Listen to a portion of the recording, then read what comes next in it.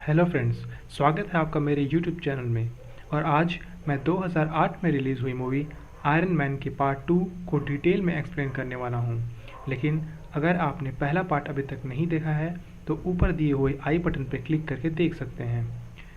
अब mark suit 1 की तैयारी के दौरान 10 रिंग्स के लीडर रजा को इनके ऊपर शक हो जाता है कि ये दोनों जरूर कुछ प्लानिंग कर रहे हैं, जिसके बाद मिसाइल बनाने के लिए रजा उन्हें सिर्फ एक दिन की मोहलत और देता है, जिसमें ये दोनों मिलकर मार्क 1 सूट को पूरा कंप्लीट कर लेते हैं।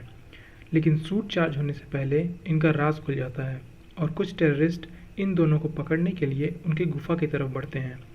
लेकिन सूट को पूरी तरह चार्ज होने में थोड़ा टाइम और चाहिए होता है, इसलिए डॉक्टर एक गन उठाते हैं और उन आतंकवादियों की तरफ चले जाते हैं ताकि सूट को पूरी तरह चार्ज होने का मौका मिल जाए। पर इस कोशिश में डॉक्टर को गोली लग जाती है और वो बुरी तरह घायल हो जाते हैं। उधर सूट चार्ज होने के बाद टोनी उन आतंकवादियों को मच्छर की तरह मारता है, जिसके बाद वो देखता है कि डॉक्टर बुरी तरह घायल हो चुके हैं।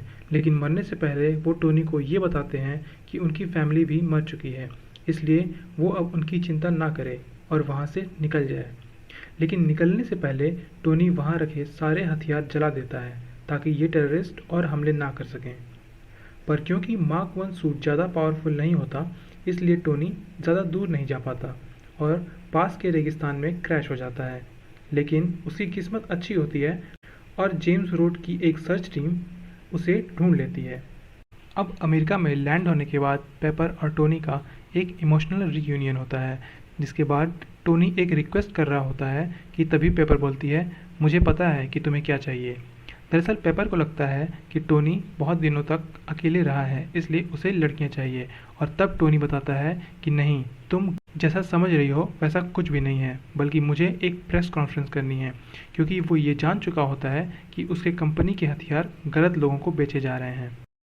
अब प्रेस कॉन्फ्रेंस में टोनी बताता है कि अफगानिस्तान में जो अमेरिकन सोल्जर्स शहीद हो रहे हैं उसके लिए कुछ हद तक उसकी कंपनी भी जिम्मेदार है, और इसलिए वो स्टार्क इंडस्ट्रीज़ की वेपन मैन्युफैक्चरिंग डिवीज़न को बंद करने का ऐलान कर देता है, जिससे प्रेस वालों में हलचल मच जाती है। लेकिन तभी ओबाडिया स्टेन आकर मामले को शांत करने की कोशिश करता है।